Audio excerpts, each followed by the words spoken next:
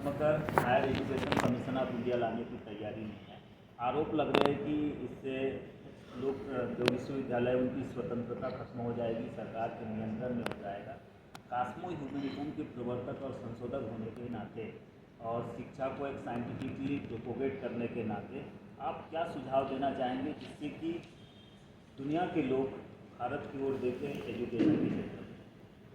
देखिए, एक तो साइंटिफिक एजुकेशन की ज़रूरत है, नॉलेज एजुकेशन की ज़रूरत है, ह्यूमैनिटेरियन एजुकेशन की ज़रूरत है। बाकी और कोई कल्चर, ट्रेडिशन और लैंग्वेज, हिस्ट्री, ज्योग्राफी ना, ये सब्सिडरी होना चाहिए। ज्योग्राफी ऑफ कोर्स नहीं, ज्योग्राफी का बड़ा रोल होता है, लेकिन मेन इंपॉर्टेंट साइंस का सब्जेक्ट्स ज़्यादा होना चाहिए।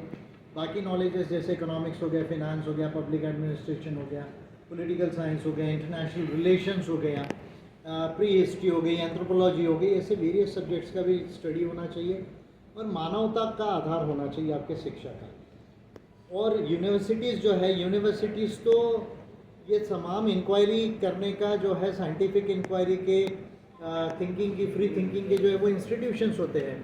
तो यूनिवर्सिटीज़ को जो है वो ऑटोनॉमी होना चाहिए, फ्रीडम होना चाहिए। ऑफकोर्स थोड़ा रेगुलेशन तो गवर्नमेंट का रहना ही चाहिए, क्योंकि किसी भी कंट्री में एजुकेशन को देना है तो गवर्नमेंट का थोड़ा रेगुलेशन तो रहेगा, पर ऑटोनॉमी होना चाहिए, फ्रीडम होना चाहिए।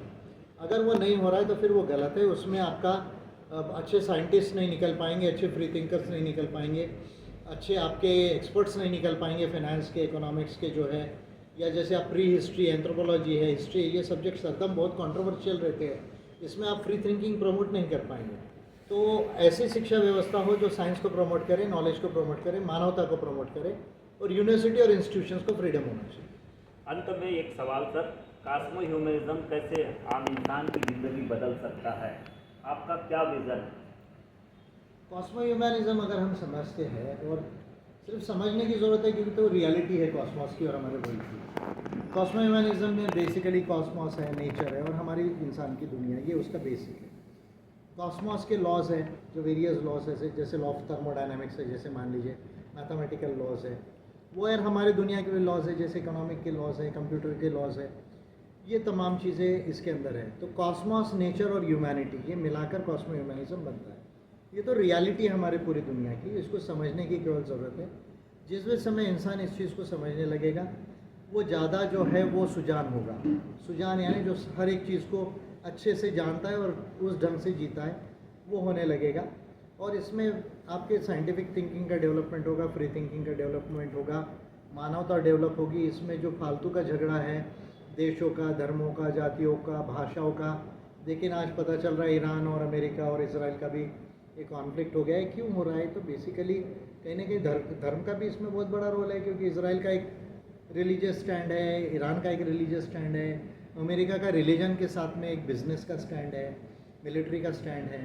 तो ये चीज़ों को जो है वो इंसान ज़्यादा अच्छे से समझेगा और ज़्यादा अच्छे से समझ के एक अच्छे तरह से जी सकता है। और साइंस को, टेक्नोलॉजी को आप जितना डेवलप करोगे तो आप एक, जिसको हम पोस्ट इंडस्ट्रियल सोसाइटी बोलते हैं, साइंटिफिक सोसाइटी बोलते हैं, या टाइप 2 सिविलाइजेशन जिसको हम कहते हैं, वो स्टेज में एंटर होगा। वो ऑलरेडी शुरुआत हुई है। जो आर्टिफिशियल इंटेलिजेंस है, रोबोटिक्स है, वो सब उसी का जो है संकेत है, जेनेटिक इंजीनियरिंग। पर वो तमाम चीज़ों में हम लोग और ज़्यादा अच्छे से डेवलप होने लगेंगे और दुनिया में जो है वो सुख समृद्धि आ सकती है ये सब चीज़ें समझने से। क्योंकि आप मानवता को जब समझोगे तो पॉलिसी सबके लिए लागू करोगे, झगड़ा फसाद कम करोगे। तो कॉस्मो ह्यूमनिज्म का बहुत बड़ा रोल है।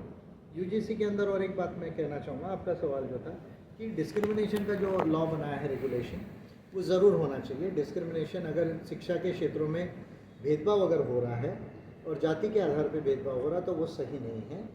वो भेदभाव को डील करने का बिल्कुल लॉ जो है, रेगुलेशन होना चाहिए। और रादर ये कहूँगा कि मैंने एक पिटीशन बनाया था 2016 में, शायद ऊना की घटना के बाद में, रोहित वेमुला के इंसिडेंट्स के बाद। बहुत बड़ा पिटीशन है, मैंने पूरे स्टेट्स को दिया है, इंडिया के पूरे अभी जो 35 स्टेट्स और यूनियन टेरिटरीज है उनको दिया था। उसमें भी मैंने एंटी डिस्क्रिमिनेशन लॉ की प्रोविजंस की बातें वो पिटीशन में की थी।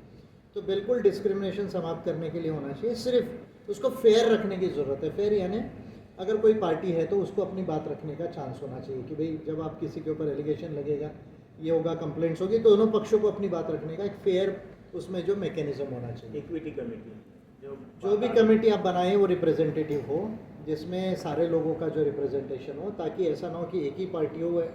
मान लीजिए, सपोज मान लीजिए SC ST का लोग है ओबीसी का है, अगर यही कमेटी में होंगे और इन्हीं का चार्ज है, तो फिर हो सकता है कि फेयर जो है, जिसमें देखिए जस्टिस एंड फेयरनेस, ये दो चीज़ें जो है लॉ की बड़ी इंपॉर्टेंट चीज़ें हैं। तो कम से कम जिस पे आरोप है उसको बोलने का मौका होना चाहिए, रिप्रेजेंटेशन का मौका होना चाहिए।